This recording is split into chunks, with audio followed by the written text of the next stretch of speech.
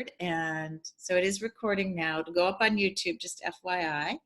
And I've got this beaming, just forgive this, it'll go away soon. It's kind of cool.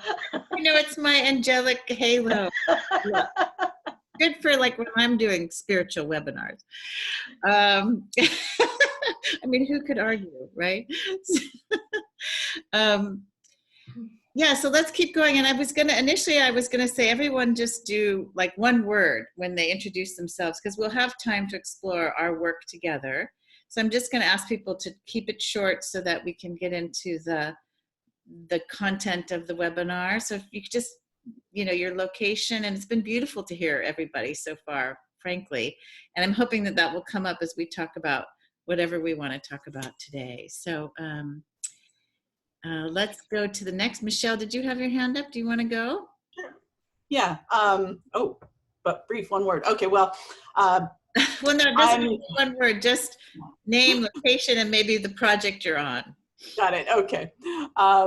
So my name's Michelle Merrill. I'm in Scotts Valley, which is near Santa Cruz, California, up in the mountains.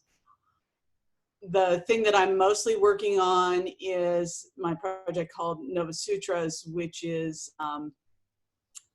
mindfulness, forest immersion, Shinrin-yoku, and other practices to help support climate activists. I've been involved with activism, but my PhD is in biological anthropology, and I spent a lot of time in rainforests, and I also worked on higher education for sustainability for a long time. Nice. Thank you. Michelle's been very involved in a lot of climate work around here. And Renzi had her hand up. Yeah, you want to go? Yeah, hi everyone. My name is Renzi. I live out in Pittsburgh, Pennsylvania, which is unfortunately on its way to becoming the Northern Cancer Alley. And a lot of my work as an activist has been on fighting that, petrochemical rollout, and other projects that I have, well, the one that I've been involved in even before I became involved in environmentalism, and that sort of activism is plant medicine and healing. Thank you. And just a quick question. So do you come from, where did you hear about this, from Extinction Rebellion or PDA, or with the principles? Oh yeah, I'm a member of Extinction Rebellion. That's how I heard about this chat. Yeah. Yay, thank you. Yay. Thank you for your work. Okay, so who'd like to go next? I can go. I'm Andra. I came to this through positive deep adaptation, and I live in a suburb outside of Chicago in the U.S. I'm involved in a local group that is very active in the county that I live in, called Sustain DuPage. Thank you. Thank you for joining us. And we have Catherine. Hi, Catherine. Hello. Yay. Hi, Amy. It was hard to find where to look for you. I'm in the train right now, so I'm going to be quiet. I love it. So what is the question, why we are here? Just very quickly, as short as you can, just who you are, what project you're involved with, and where you are, physically. Okay. I'm Catherine Gauthier. I'm involved in XR Regen Working Group and International IST Working Group. I am also involved a lot in nonviolent communication. I work with Miki Kashtan. I'm a climate scientist, and right now where I am, I'm between Santa Barbara and San Diego on a train. Thank you for joining us. Thank you. She's welcome. Involved in XR International Regenerative Culture Support, so I'm so glad she's here. And let's see, who else? Hi, I'm Karen Strimling. I live in Martha's Vineyard, but I'm in Mexico right now. And I come to this from principles background, and also I had an alternative energy business and did public speaking about climate. And right now I'm just working on my own personal spiritual healing to get my grounding back, to come back into the work. Thank you. And she's a dear friend of mine, Sharon. Okay, and we have Steve and Chantal just joined on. We're doing very brief introductions now. Okay, I'll make this super brief then. Steve Fullerton, located in Birmingham, the UK. Have yet to join a project, but we'll just see what happens in the future. And that's my spiel.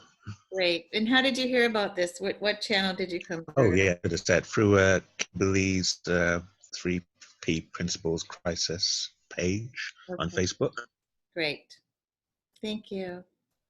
And I think we still have Lynn. Did you introduce yourself? I thought I already had, actually. Okay, well, fantastic. And Chantal, do you want to introduce yourself? Where are you? People keep moving around on my screen. Yeah. You're muted now. Hi, everyone. Apologies for being late. I had to take my dog to the vets at the last minute. So hi, everybody. I think I know quite a few people already. My name's Chantal. Been involved with the principles for 10 or 11 years now. I work in an organisational setting. Oh,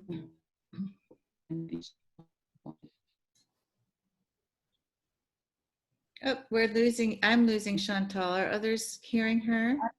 I lost her. I had to just change my Wi-Fi, sorry. Yeah, I run a leadership school, principles-based leadership school, and work with organisations. Live in Hertfordshire, not far from Kimberley.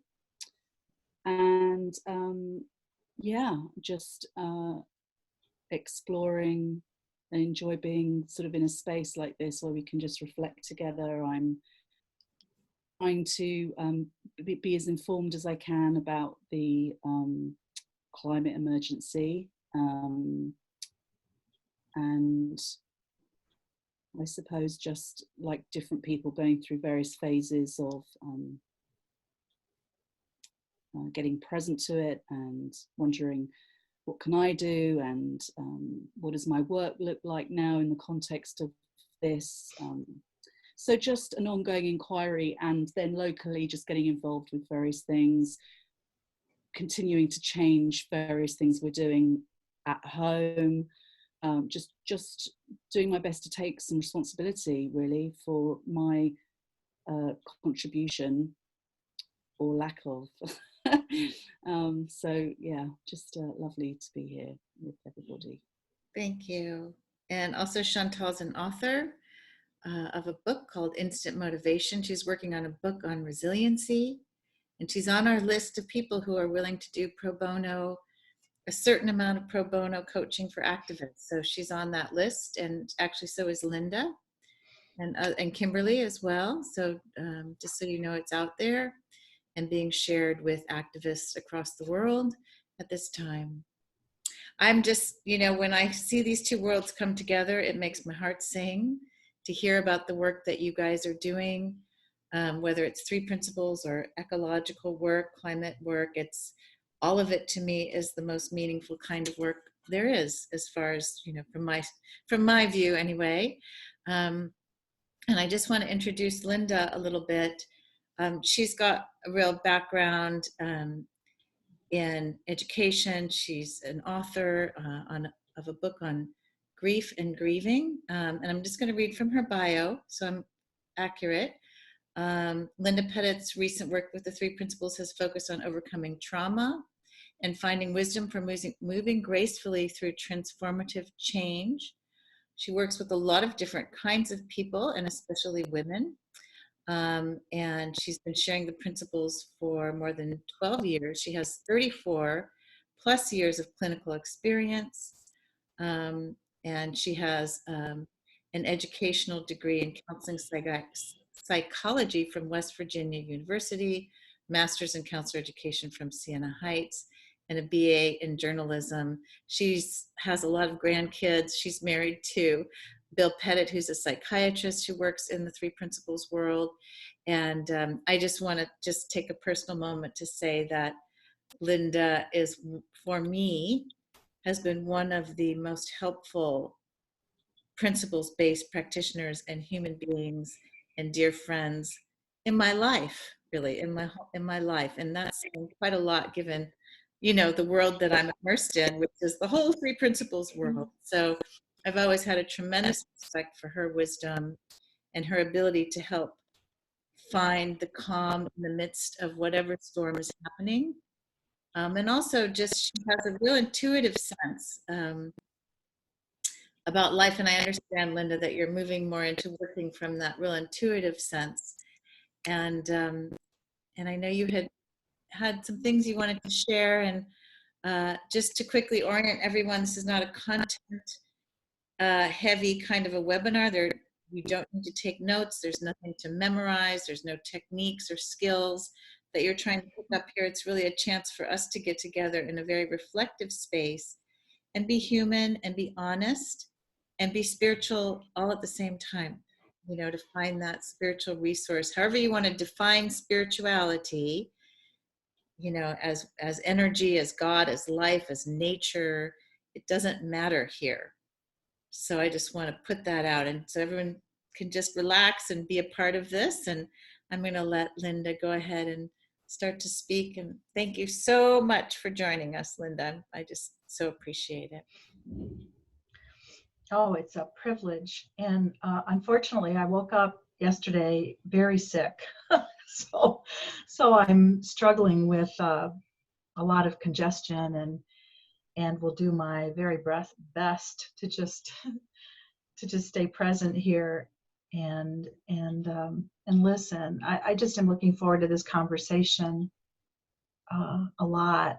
As I listened to everyone, what struck me was how much you all care, you know, how much compassion and care you have for people, and how that takes so many different forms in terms of the work you do. And that's really beautiful. I feel really humbled by that. I'm not an activist.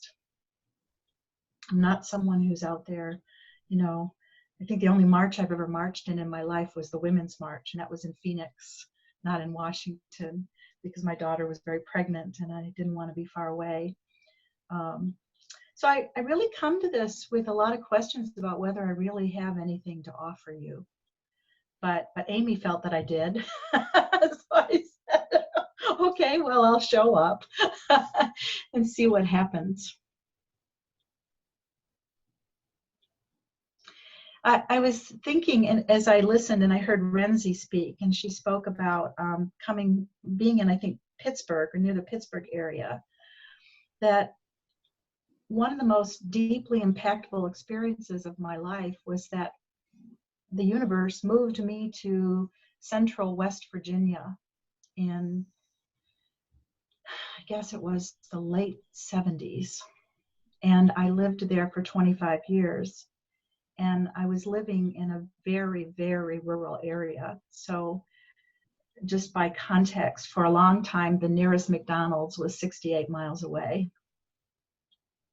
And then somewhere along the way, they built one about 30 miles away.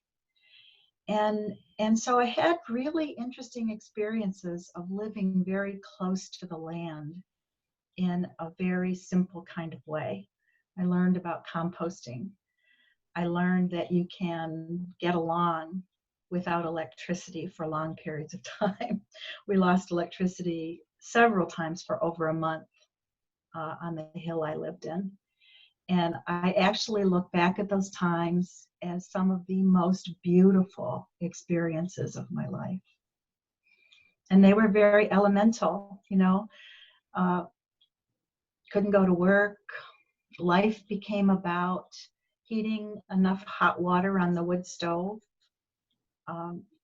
for drinking hot tea and keeping a little bit up with a little bit of laundry, making sure everyone had clean underwear, about just being with each other, and taking care of making sure the wood was stacked and that we had enough, about just doing the ordinary stuff of life that is technology makes so easy, but that when it's not there, you just have to go back to it. And there was just a beautiful, deep spiritual settling for me that occurred in that space.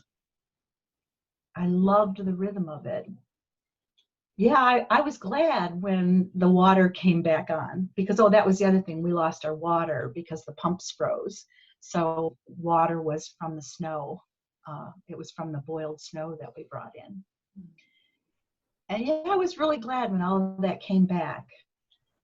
But after my first experience of that, I never was afraid of it happening again, and I actually kind of looked forward to it. And water was precious.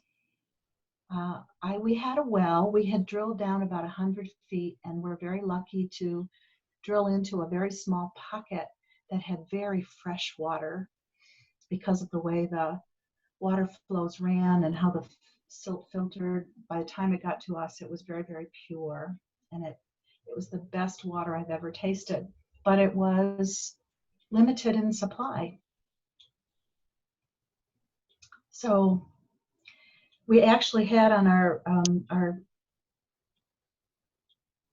near my sink in the kitchen, we actually had a little red light installed that let me know when the pump was running in the well, because if it ran for longer than a minute, it meant that there was no water there and that the pump was at risk of burning out. So we had to watch how the pump was running, and be very, when the pump started running too much, turn it off and be very mindful. I learned how to take what we called army showers, which was soap, soap, soap, clean, clean, clean, and then a very little water to rinse it all off. And we had rules about the use of the toilet and when you could flush and when you couldn't. And I look back on that now and I think, wow, what a beautiful experience that was, at pointing me toward that you can really do well and you can live beautifully with less. But West Virginia was also a contradiction, as I think that, and I've been thinking a lot about this recently, that it was so beautiful. I lived in huge forests in the middle of beautiful mountains and continuous hogbacks and beautiful creeks. And yet all through my property, there were natural gas lines. And many of those lines were old, and they were rusted, and they leaked. So when I think about West Virginia, I think about this contradiction of the beautiful fresh air in the deep silence, because there were no roads around to mess that up, but also the faint smell of natural gas that hung in the air, because the companies that had laid those pipes were not good stewards of those pipes. And they took and they took and they took and they took.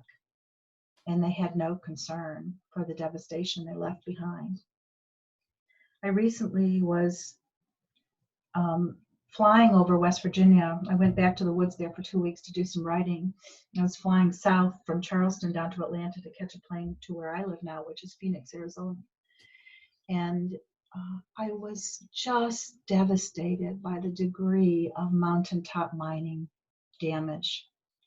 The entire southern portion of the state, the mountaintops are gone, and what's left behind is ugliness. So it's just very striking to me that beauty, an incredible appreciation of beauty and the sacredness of nature for me, has always sat side by side, or has sat side by side for many years, at least 40 years, with awareness that in the shadows, there was this deep ugliness that we weren't attending to. And I would wonder about that. And I would wonder about the fact that I felt like I slept through a lot of that. I was not fully awake to it. And I wonder about that. And I wonder how I should feel about that. I wondered if I should feel guilty about that. And I wondered if I should be in grief about that. But I'm coming to a different place with it. And I think that might be why Amy thought it might be helpful for me to enjoy a conversation with you. And one of the things I wanted to leave you with, and again, some of you know about the 3 principles understanding. I'm not going to go into that deeply today unless you ask questions about it. I think I can share something from it without getting too deep into it. But really, basically, it points to that there is an intelligent, formless energy behind life that is guiding us. And that one of the ways we access that energy is through the power of our thinking. And that the gift of life is about our ability to be conscious of both that intelligent energy and that we have the capacity to think and to use the power of that formless energy via thought. So I'll come back to that in a little bit.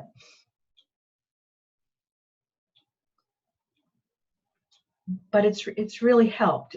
It's really helped me find a way to be present in this moment with the climate emergency without fear. So I want to share with you just a little bit of what Sydney Banks, the man who first discovered or uncovered or saw or had an insight about the principles, wrote in one of his books called The Enlightened Gardener Revisited. Sometimes Sid has been criticized for not saying very much about the social conditions of the world. But recently, in going back and looking at his teachings, I realized that he actually said quite a bit about it. And I want to share a little bit about what he said here. So he's in this particular section, he's talking through one of his teachers, a man named Andy, who is the enlightened gardener. And so one of the people who's with him questions him, Andy, why do you think the wise put so much value on the now? Andy took a sip of lemonade before he replied, because now, in italics, is really all there is or ever will be. Now is every moment of every day in perfect motion. His words surprised me. I felt that I had to question his certainty. I asked him, how can you say now is every moment of every day in perfect motion when all over the world there are such horrible things happening? What about the war in Vietnam, for example, where such needless suffering is going on right now? Obviously, this book was written years ago. And what about the assassinations of innocent people, presidents and leaders, people who tried to give the world some hope? What about the climate emergency, we could say? There seems to be so much disenchantment in the world that I really hope that Andy would come up with an answer that I could understand and accept. Andy scratched his head thoughtfully. After a pause, to my surprise, he replied, now is not a thing that is tangible. Now is neither yesterday nor tomorrow. Now is a fleeting moment in time and is completely neutral. Now is all there really is or ever will be.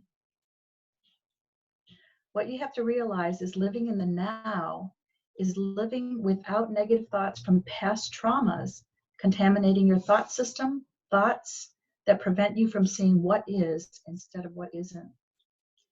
It is the now that takes you from living in the darkness of yesterday's negative memories and turns the darkness into light. Remember, my friend, darkness cannot survive in the midst of light. And living in the now is that light. I just want to share a few thoughts about what that means to me.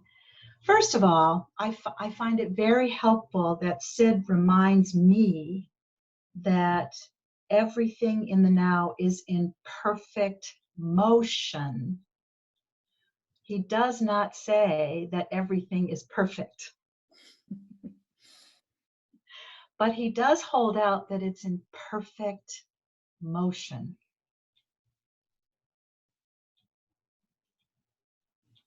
I find that very helpful to remember that I can easily get in judgment of things that are in front of me right now, but I cannot know how what I'm seeing is a still photograph of something that is in perfect motion.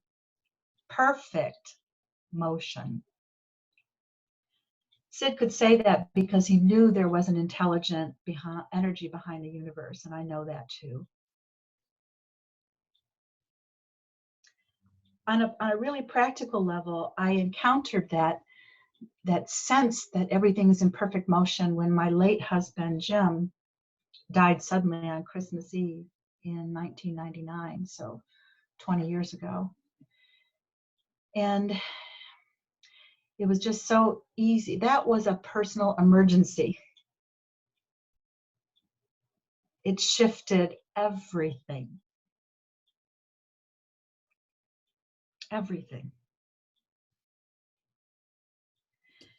And I had two images that came to me when that happened. One was an image of myself getting into the casket with my husband and pulling the lid down on me. Now that seems a little morbid, but I think it was my less than conscious mind kind of noting that my life as I knew it had ended too. But then the second image that came not too long after it, I saw myself at the edge of a woods, with a backpack strapped on my back, setting off into unknown territory, and recognizing that it was a woods, and that because I was in the woods, I wouldn't necessarily be able to see the forest for the trees. And there was something kind of enervating about that wow, this is an unknown. This is a beautiful space of exploration. This is a beautiful space of adventuring. And gradually that feeling, the feeling of that pulled me forward. And I could never have predicted how life would have unfolded from that point. Never. There were things that happened that took me to today, that I'm on this webinar speaking to people all around the world, that I could have never forecasted. There were so many things that had to happen for me to get here, that there was no way that I could know. And I think that's very beautiful. And so when Sid talks about life being in perfect motion, for me, that's just not a pie in the sky spiritual teaching. That's just not a belief I have. That is something I know. That is something I cannot not know because of what I've been through and what I've experienced, and I'm very grateful for that. It's an interesting thing to think about what it means to sit in the face of this climate emergency, in that space of knowing that life is in perfect motion and that there is an intelligent energy behind all of this, and that I cannot know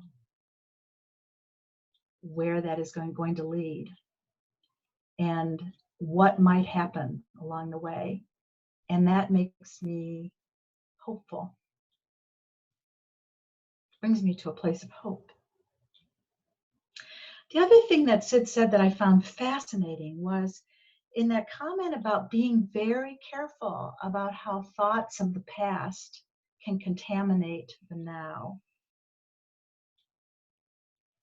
That we have all had experiences where things didn't work out the way we thought they would. We may all have things that we thought were traumas. I used to have a lot of those. I have none now.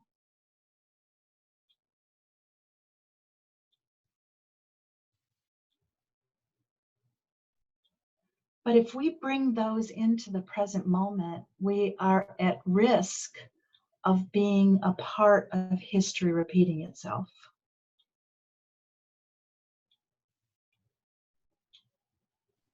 And so Sid is pointing to something to me that is very powerful, the willingness to stay in not knowing and being extra aware that the scratches on your lenses may prevent you from seeing what is rather than what isn't. This morning I was reading my Facebook feed and I happened across I had actually written something this morning trying to sort of get myself organized for this, and I came across an article that another colleague of mine wrote, Juliette Fay. I would encourage you to read it because I thought it was really beautiful. And she spoke about her awareness that there seems to be a change of heart happening. And it's showing up in all kinds of little ways. And it's showing up differently from person to person. But it is happening. And I've become aware of that. I've become aware of that in myself. That things just 6 months ago, I never thought about, I'm conscious of. I've probably reduced our plastic output with my husband by at least 75% in the last 6 months. But even more important than that to me is that I have come full circle back to a remembrance of my reciprocal relationship with the earth. And a change of heart that I've had through my life over and over again suddenly seems like it's something I can't not know anymore, that I can't fall asleep to. And I think that's really beautiful. And I think it's happening for a lot of people. I was in the checkout line of Walmart the other day, and yes, I still go to Walmart. It's right down the road, and sometimes it's the easiest grocery store to use. Oh, wait, you can't be on this call, Linda, if you shop at Walmart still. No. Yeah, I know, I outed myself. But the checkout lady said to me, I was standing in a line, and I noticed that in the line of about 8 people, at least 4 or 5 of us had our bags and had not put any produce in plastic bags. And so when I got up to the checkout lady, I said, we were having a nice conversation. I said, gee, I noticed that there seem to be a lot of people in the line who aren't using plastics anymore. And she said to me, oh yeah, it's really starting to have an impact on even the products the store is ordering. People are asking, can you give me laundry detergent that isn't in big plastic bottles? Now, I know there are some people who might say that's too late. I'm not willing to go there myself. And I don't know. I'm willing to stay in the not know, known, unknown, the I don't know part of I don't know where this is going to lead. But in my life, every time I've had a change of heart or I've been with people who've had a change of heart, magic things have happened. But there are 2 things that really helped me that I wanted to just share. I call them my 2 U's. So whenever I start to take umbrage to things, or whenever I feel urgent about things, I know I've lost the now. And I know that that will never take me to the place where I might see the magic and the mystery that can be part of the collective leap in consciousness that is taking place right now. Umbrage is about being annoyed or irritated or being self-righteous about what you think should happen or what people should do. It's not a beautiful feeling. Urgency is not a beautiful feeling. And in the now, there is no urgency.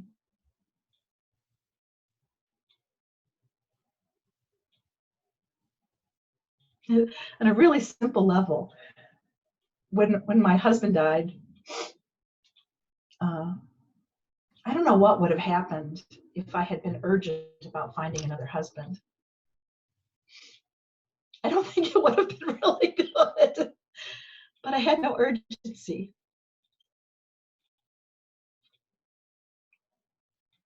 And I wasn't annoyed about the fact that I was at where I was at. And out of just that beautiful being in the unknown, magic happened.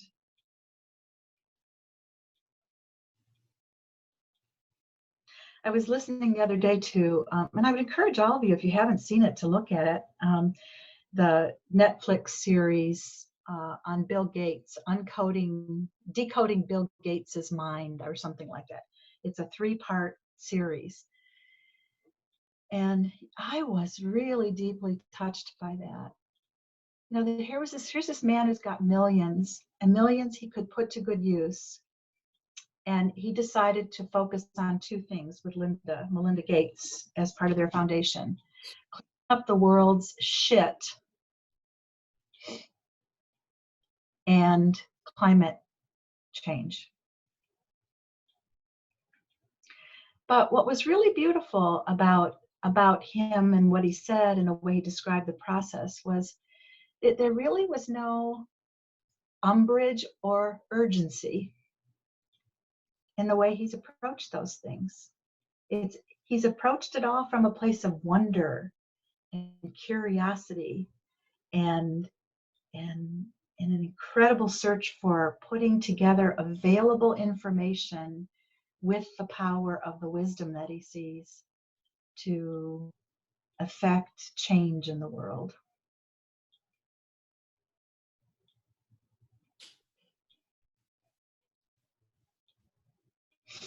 Seeing that helped me sort of focus on what is, being in the now and what is. You know, there's a lot of good out there. There's a lot good going on. And we can't know how the dots are being connected. And that it's all in perfect motion. And that when I remember that, it's possible to stay in a really deep, deep peace. I'll stop there. See if there are any thoughts or questions or.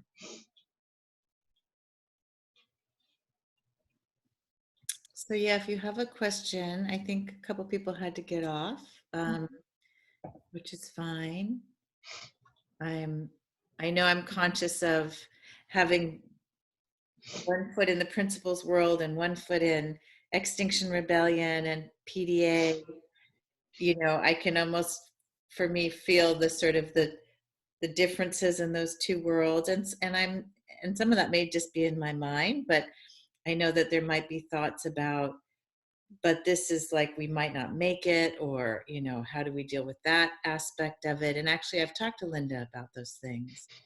And so I just want to encourage everyone to, or even what about the people in Africa, you know, who are already, you know, malnourished and dealing with food shortages, you know, people who are not as privileged as we are. So anything is open. I don't want to, I mean, those are just my thoughts about where the conversation could go, but please jump in and ask any question, or if you've been in any kind of your own conflict or suffering, this is a good time to get some help and ask a question.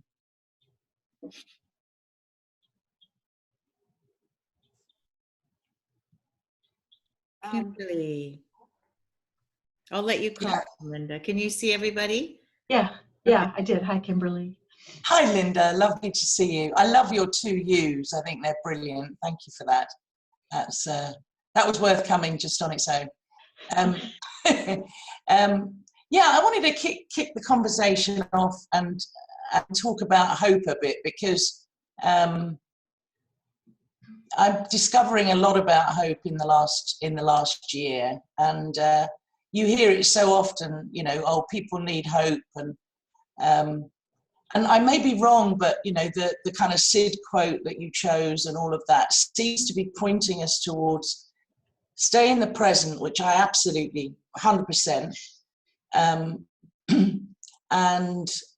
you know, and kind of pointing us towards peace, which I absolutely like. I don't feel any umbrage or urgency anymore about this, but I also find that I don't need hope anymore.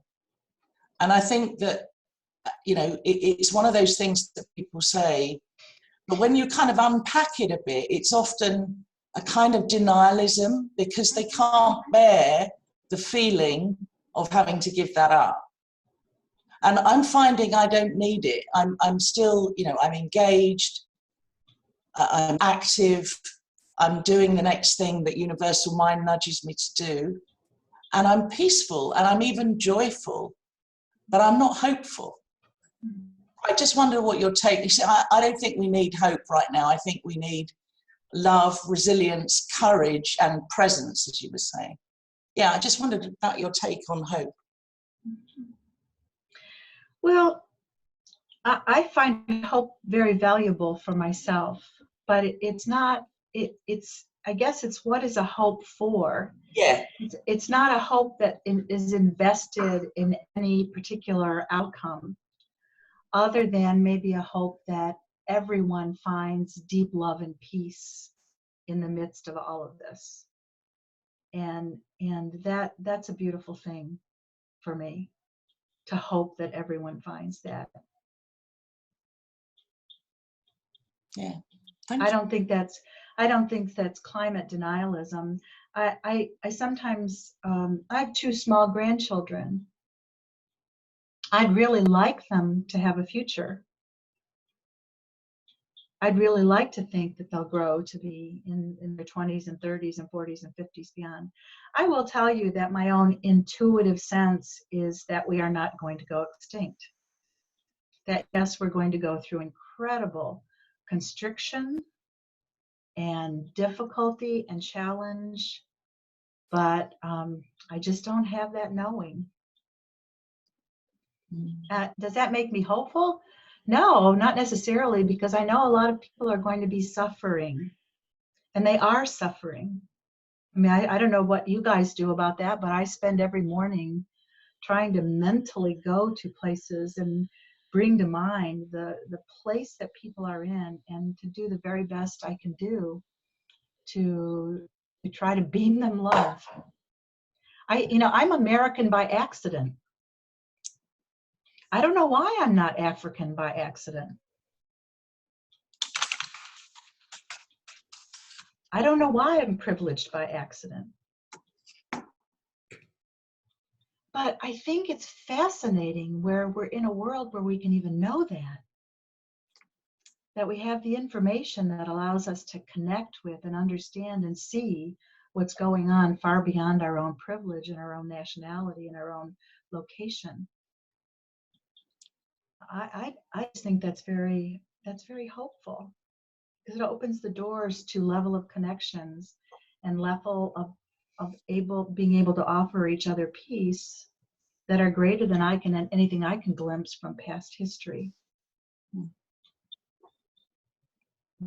Thank you. Thank you. The hope for me is more about that when I'm with my little grandbabies, I don't want to contaminate the moments that I have with them with any, I think you're there, Kimberly, with any urgencies or umbrages or fears.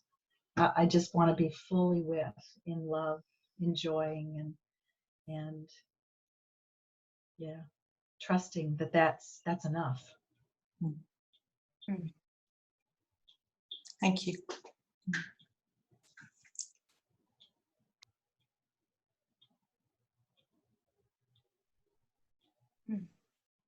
Sasha. Yeah, I was really interested in your, first of all, I'm not at all familiar with 3 Ps. I don't even really know what they are. So everything I know basically is what I've heard today. But I was interested in you mentioning trauma and how you used to have a lot of trauma and now that you don't have any trauma. And so I'm curious about that. I myself have come from a background where I have had a lot of trauma, and I've integrated a lot of it. And some of that is getting stirred up again as I really look, pay more attention to the climate emergency and try to engage with it in a more real and helpful way.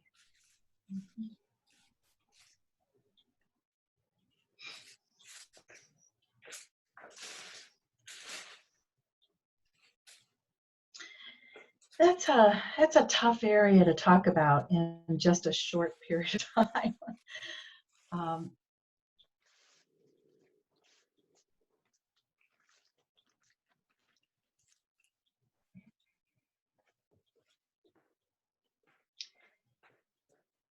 It all boils down to, one of the first insights I had was that the only way trauma could be carried into the present moment was by thinking about it.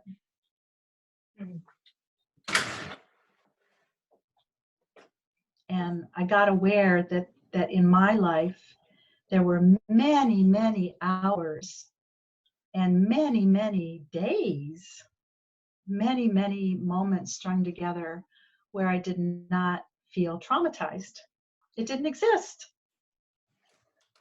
I was in the moment with my my daughter, or I was in the moment reveling in the forests of West Virginia, or I was in the moment splashing in the rivers of West Virginia, or I was in the moment enjoying my family, or and in those moments, trauma did not exist. And so and I was aware of that, I would sometimes think about that. Well, where does my trauma go?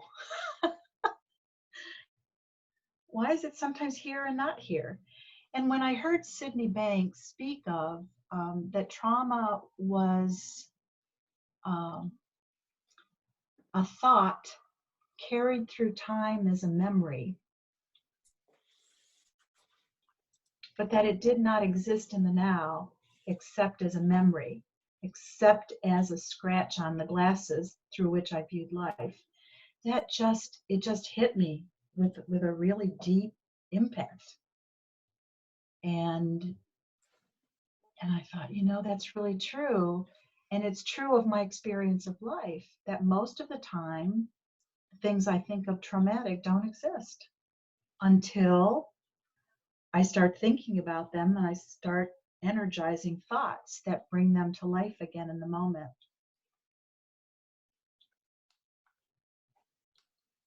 So I'll try to give you a little example. When I was in my teens, I was Catholic, and I was a Catholic catechism educator in Catholicism. And I had a dear friend who had 7 children. She was my master teacher. She was guiding me through being a good teacher of Catholic tradition. It was lovely. Well, one morning she and her husband left their house at 4 o'clock in the morning to go visit friends and relatives in New Jersey. And they decided to travel through the night because of the kids, it would be easier. Around 4 o'clock in the morning, they stopped at a rest stop in a certain place in Ohio on the turnpike and got coffee. And when they got back in the car, they changed drivers, and the husband, Bob, started to drive. And 30 seconds later, he fell asleep at the wheel of the car, and he and Barb and 6 of their 7 children died in that accident. And so it was very, very painful, and the family dog. So one child was left behind. And that was very difficult for me. It was very difficult to move through that. And then fast forwarding a number of years later, my own husband died in an accident. And I was starting to learn about these principles and starting to think about trauma a little bit differently and how I kept it going in my head. And I was on that freeway one day going back home to Michigan, where I lived at the time. And I was thinking about my husband and his death, and I was in this grief experience. And then I passed the exit on the freeway where my friends were killed, and I was in this horrible grief going back through the memory of the 6 caskets in church and everything. And I was sobbing and sobbing and sobbing. And all of a sudden I thought, Linda, what are you doing? You are bringing something that happened a long time ago in both situations and bringing it into this present moment and contaminating this present moment.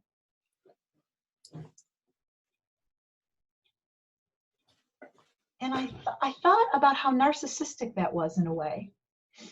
That my wanting to grasp onto those people because I suffered because they were gone, because I think life should be a certain way, just hit me with full force, and I started to laugh. And I thought, oh my gosh, I'm so sorry, Barb and Jim. This does not honor the memory that I have of you of love. And I was just filled with joy. And what struck me was that maybe within 60 seconds, the only thing I was thinking about was getting off at the next exit to get a drink. And I was looking at the human experience saying, wow, it's fluctuating all the time depending upon what we're thinking about. And so the trauma of that, from the trauma of Barb and her husband's accident and the trauma of my husband's death, really shifted for me in that moment. It's like, wow, it's all in how I think about it. But when I bring it from the past and put it on today, it becomes the lenses through which I'm trying to navigate the now. And so it messes up the now. And what's important about that to me is that fresh thinking is found in the now. Fresh thinking is found in that place of being free of past thought and future thought. And boy, do we need a whole hell of a lot of fresh thinking right now. Really fresh thinking. Well, I don't know who might have the great idea that really helps reduce carbon emissions, or I don't know. I don't know if that's possible. I'm willing to not know. And I'm willing to think that that fresh thinking could come through anywhere, including me. And the only thing that if there's one thing that 3 principles has pointed me toward, it's understanding that fresh thinking is much easier to see and recognize when your mind is quiet, when it's not contaminated by thoughts of the past or worries about the future.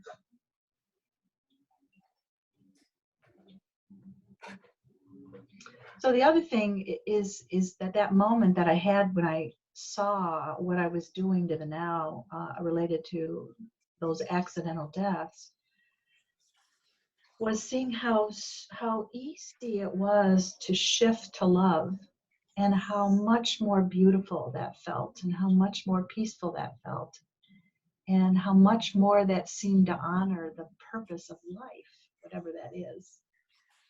In fact, that seems to be the purpose of life to me now. That the only purpose is to be in love.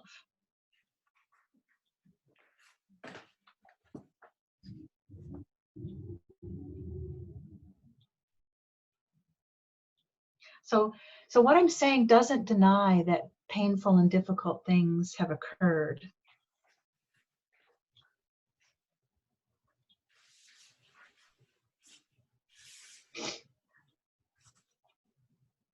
At all. But the more I've stayed in the now and waited for fresh thinking to occur, and it's effortless, it's just in that place of the now, it just comes up. The more I've come to a higher perspective, a higher understanding for what I've been through, and the more it's taken me to a place where I actually honor those experiences.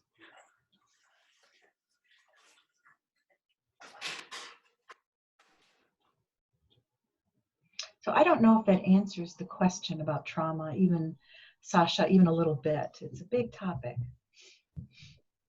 Well, I appreciate you sharing, and I like that perspective of just staying quiet until that quiet voice comes up. I appreciate that. Thank you.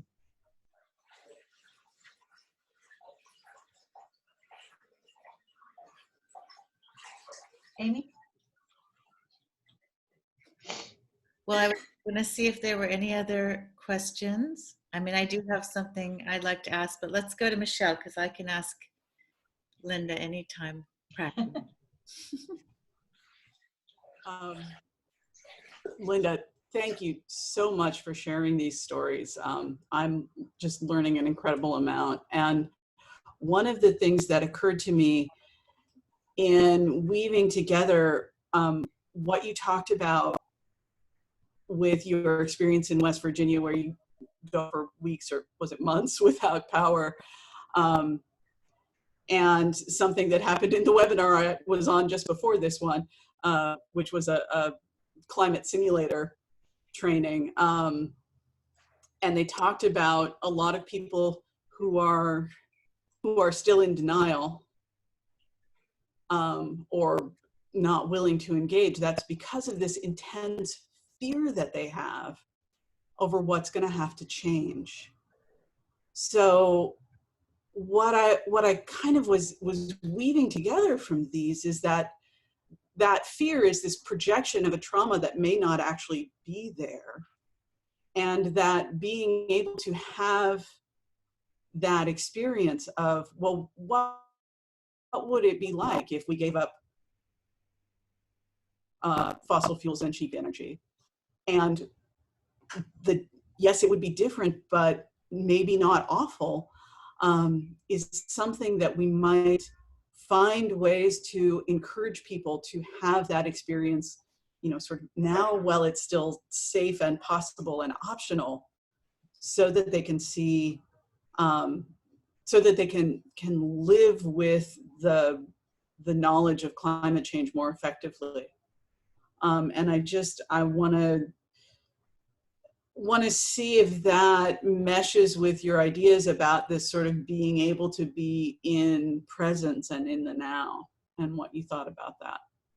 Yeah, so I think it does. I think that's beautiful, Michelle. And one thing that I think about sometimes is that, yes, it is useful to prepare in whatever way comes to us to prepare. And it may be that there won't be time to prepare, and that no preparation can prepare us. But what strikes me about that experience was the ingenuity in the moment that came. And, because before I went to West Virginia, I'd never had experiences of being without water and electrical power for a month. I had never had experiences of having water be such a scarce commodity. Yeah. And yet it was just kind of amazing how ingenuity about that just kind of came in the moment. One other kind of related experience I want to share is when I was working I was in the middle of the rainforest in Africa. So of course there was, water was what you brought up from the spring, and electricity was not happening. And that was how everyone lived there. At the same time that I was living there in Africa, a hurricane, I think it was Fran, came through North Carolina and knocked out power where my husband was living for 2 weeks.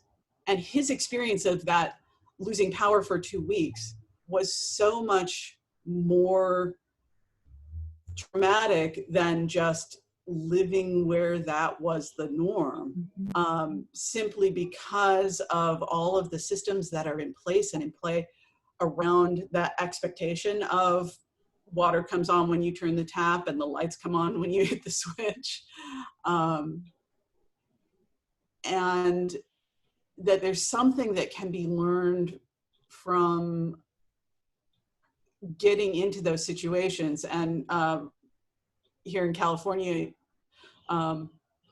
earlier in the season, you know, we had days when the power got shut down. Mm-hmm. And I'm living in a place where, yeah, our water is pumped from the well with an electric pump. And so there was not only no power, but there was no water.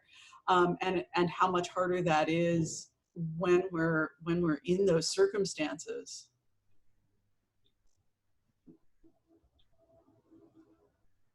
Can I, did you have a response, Linda? I wanted to sort of tag on to this with a question. Yeah, no, please. Okay. So Michelle's talking about how do we maybe voluntarily give up fossil fuels and some energy sources now, mm-hmm. help with the problem.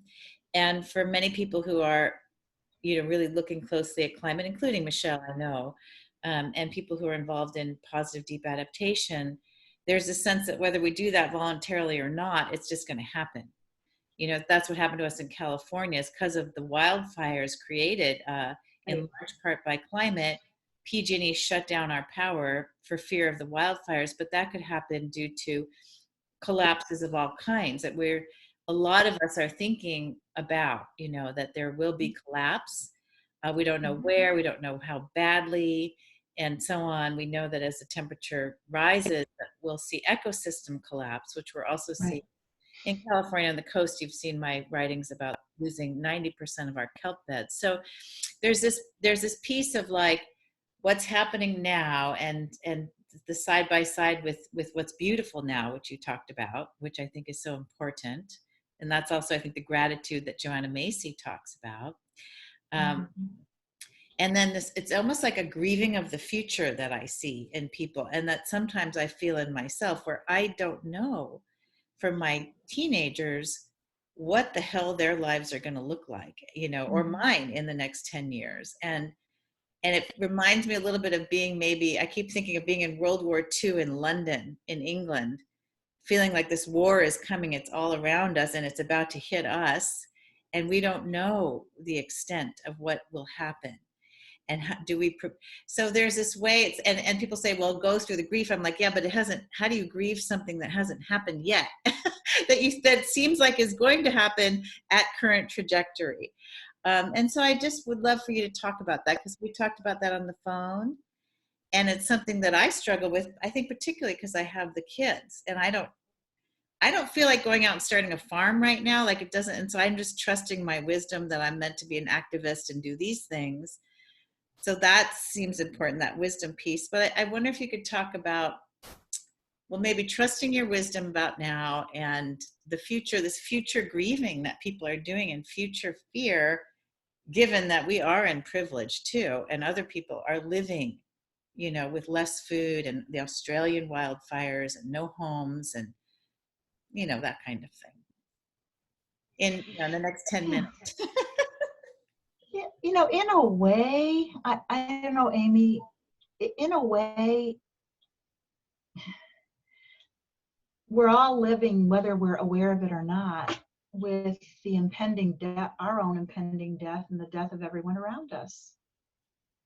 You know, I think that was the lesson of my husband's death. He left me to take a car ride one morning and he never came back. There was no promise anywhere that I was going to be with him for any particular length of time.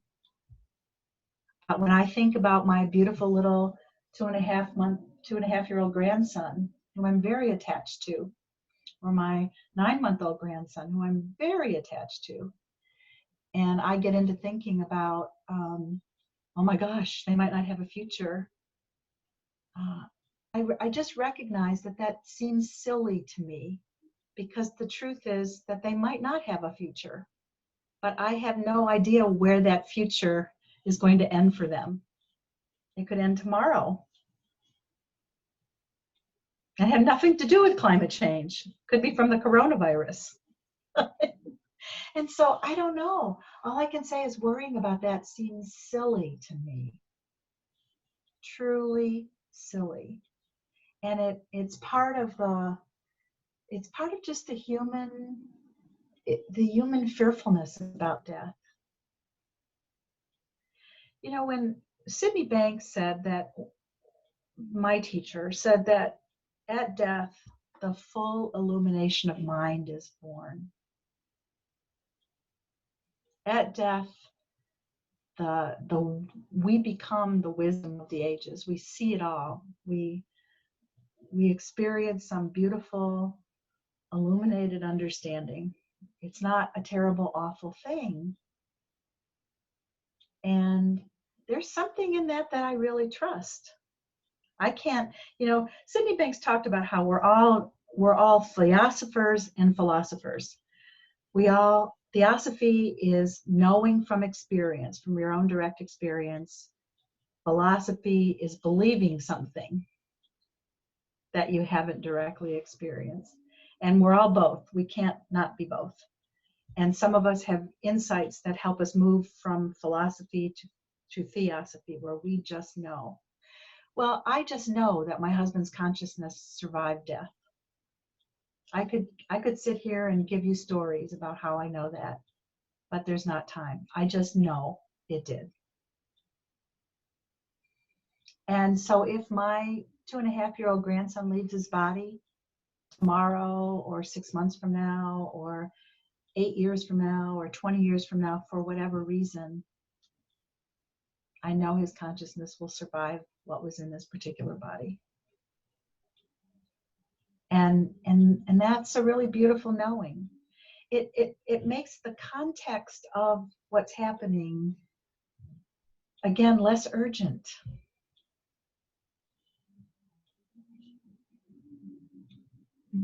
I think it's not climate denial we're all facing, it's death denial, which is an inescapable part of the human experience.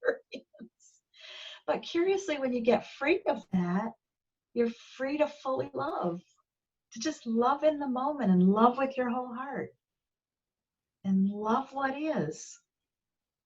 And out of that love, to have a change of heart, and to sometimes to do new things that you never thought of doing before. I noticed, Sandra, did you have a question?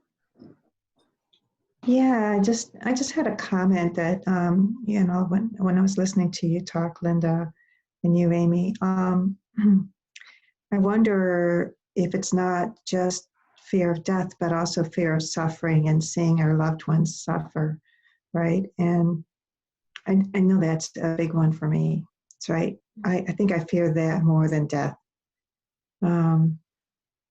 And something that helps me with that is this this thing I read by Joan Halifax, who's a Buddhist teacher, about empathy and compassion. And she talks about empathic distress, where you become so overwhelmed by empathy that you basically become non-functional, and how you can work with that by bringing yourself back into your body, feeling the ground beneath your feet, so that you can be there for whoever it is that is suffering. So that's the whole idea, to not lose yourself in the suffering, because you want to be there in a compassionate way for the individual who is suffering.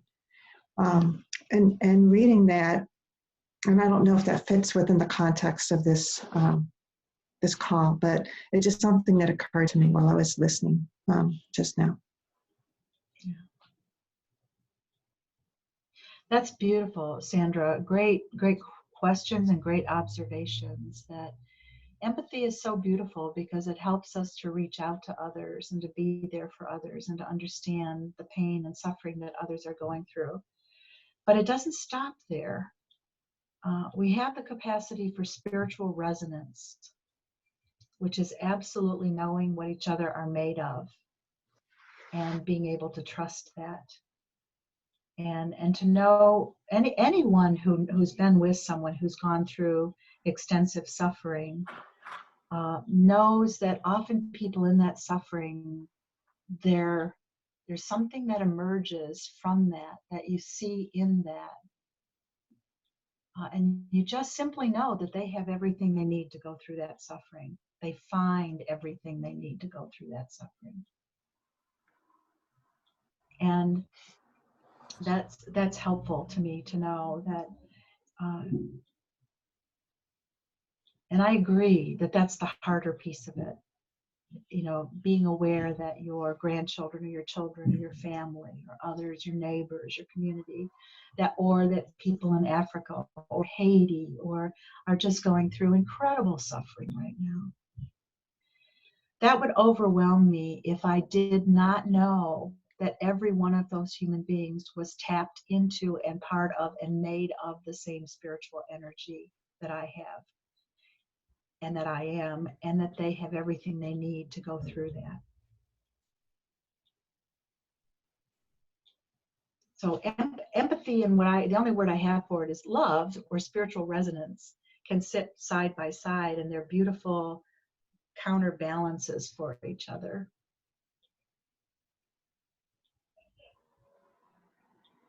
Thank you. I just wanted to circle back real quickly, and we only have about 5 minutes left, to what you said about, you know, in the principles world, there's a lot of talking about staying in the now and the beautiful feeling of being in the now, no matter what the circumstance, you know, that any kind of circumstance could be happening and you could tap into this now moment and actually come from a very loving feeling at any time. And then you said something, Linda, too, about, and that might also translate into a kind of action. Yeah. Like, for example, the activists on this line, or Michelle, who's offering what she can around spiritual, you know, presence during the climate crisis, and what I'm doing, you know, what's occurred to me to do. So I just want to sort of mention that the empathy, when it's married to the strength and the quietness of wisdom, can move into very creative kinds of actions that are very, very helpful, which is different from, you know, getting burnt out from empathy. Just be very crass about being in so much negativity about what's happening that you yourself personally can no longer act. And that's a beautiful gift of the principles to this environmental climate crisis, social political crisis we're all facing around the world now, that we can actually be calm and in a beautiful space in the midst of this. And that's, to be honest, I go up and down. And I call Linda or Chantal or anybody, you know, to me, I've just had the thought that, like, gosh, I need for 50% of my life to not be the activism. 50%, whether that's in a day or in an hour, it's just a figure that came into my mind. It has to be the spiritual. It has to be this grounding, whether you want to call it spiritual or mindful or present. It has to be at this time. Because I just also want to acknowledge that it is very overwhelming, to look at the crisis as it is, and the massive kind of, it looks like unimaginable leap we'd need to make now to get out of it, which we don't know if we will. Yeah. And many people are saying we won't, and that's fine. I'm just saying that it is, to me, it is like World War II, that the exterior condition feels like World War II is coming, or it's hit for some of us.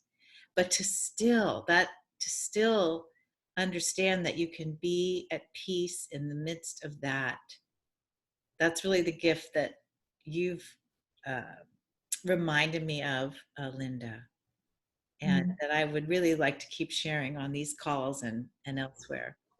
Amy, you just gave me the third U. What's that? Umbrage. What was the other one? Urgency. Umbrage, urgency, and understanding. Understanding. When you understand how life works, how wisdom works, how love works, the logic behind it, It takes you to just a really different place. And if I haven't been clear, there are still moments when I cycle through umbrage and urgency, but I know where I'm wanting to be is understanding, both because is understanding, because that's, like you said, Amy, that's where I can give gifts to my children. That's where I can give gifts to my grandchildren. That's where I can give gifts to my community and to my husband and to the world in the work that I'm being guided to do. I may not be guided to go stand with placards on the street somewhere, but I know sure as hell that I'm working with my clients differently. And I'm showing up on these kinds of webinars, and I'm really exploring for myself through my writing, what this understanding means in these times. And it's enervating, it's beautiful, it's alive, it's wonderful to be in this space of understanding. Well, so we're at the end of our time, and Linda has a website at what's the name of the full-on website? Not just, I have your bio pulled up, but I can. Our website is thedoctorspettit.com, thedrspettit.com. Some of the writing I'm doing today about a lot of different things I'm putting under the Artists of Love Facebook page. So you can find me there and also find me on my personal Facebook page. Love to connect with you. Yeah, and she's on the list for activists who are looking for support. A little bit of pro bono time being offered every month or every week, depending on, everyone gets to decide. And I have to say that, and you can clue people into the Light on the Horizon. It's on Facebook. It's on my website at amychen.com. I'll put that in. I just would love for more and more people to join on. For me, the greatest joy comes from these days from connection with everybody. And I'm so grateful for all of you and all the work you're doing and where you're pointing your heads and your hearts and your minds. So lots of love to all of you. And we'll be on again last Friday of next month, which would be February. All right. So ciao. Thanks, Amy. Thank you. Bye-bye. Nice to meet you all. Bye. Thanks, everyone. Bye, everybody. See you, Linda.